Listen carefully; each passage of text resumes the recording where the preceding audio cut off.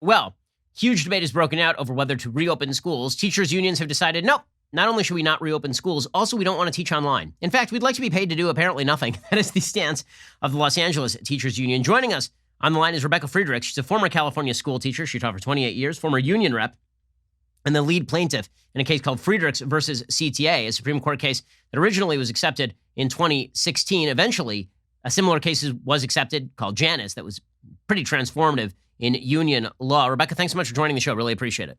Hey, thanks for having me. It's great to be here. So let's talk about the reopening of schools.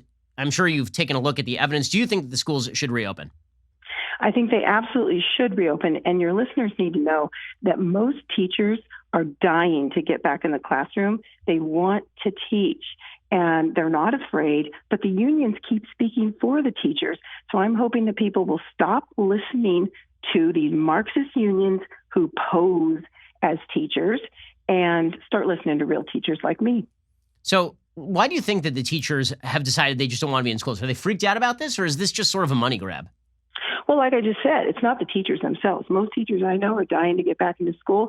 It's definitely a money grab for the unions. I mentioned that they're not really unions, they're Marxists who are posing as teachers' unions.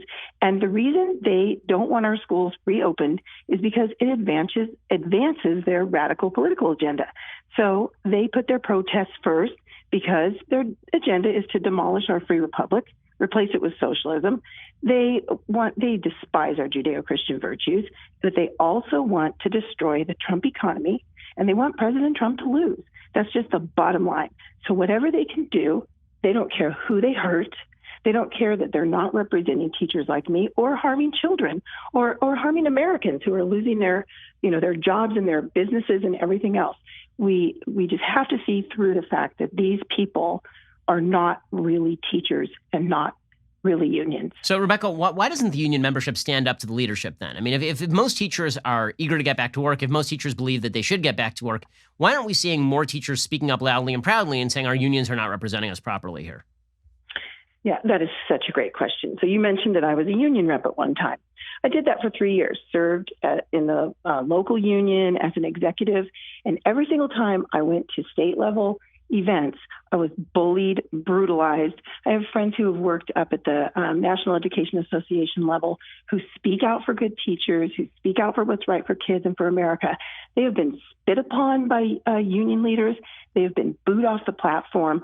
Basically, we have been brutalized by these unions. Even when they first came in and unionized the teachers, we have testimony in my book about a teacher from the 1960s who, when she wouldn't join the union, they sent 5 men in black suits to her classroom after school while she was working alone. They did that twice until she finally caved and joined the union. So teachers actually need to be rescued from these Marxists posing as unions. They really are in danger inside the unions. So, Rebecca, it looks like there's going to be a push inside the state of California to shut down private schools. My kids go to a private school.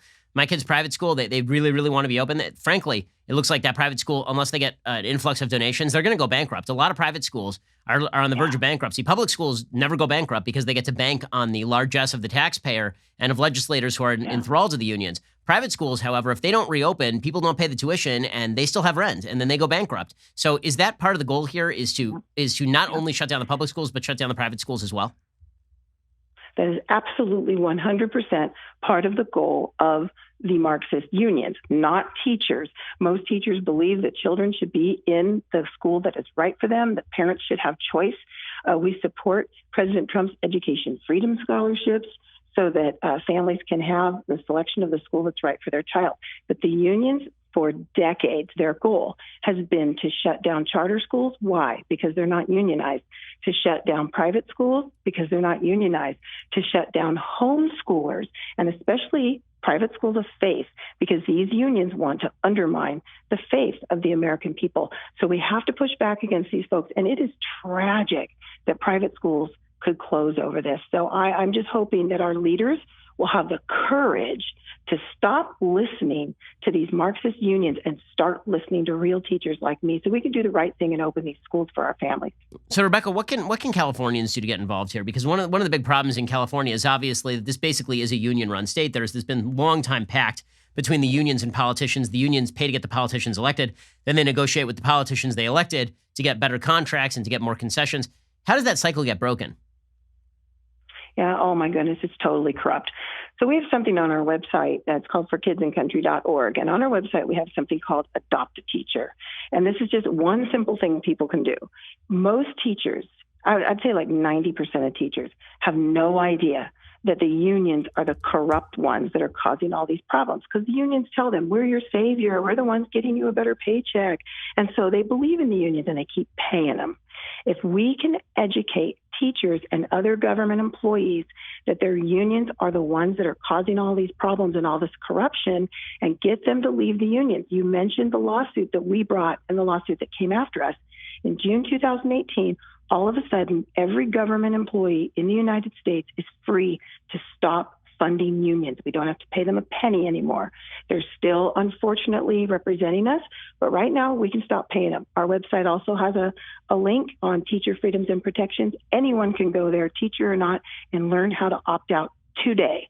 And we send them to other organizations that can help them with the legal issues. We have, frequently asked questions and everything for them there. So they can leave unions. We can educate people that their unions are corrupt and that they no longer need to fund them. Rebecca Friedrichs, former California school teacher, former union rep, lead plaintiff in Friedrichs versus CTA. Really appreciate your time, and thanks so much for your leadership on these issues. Thank you.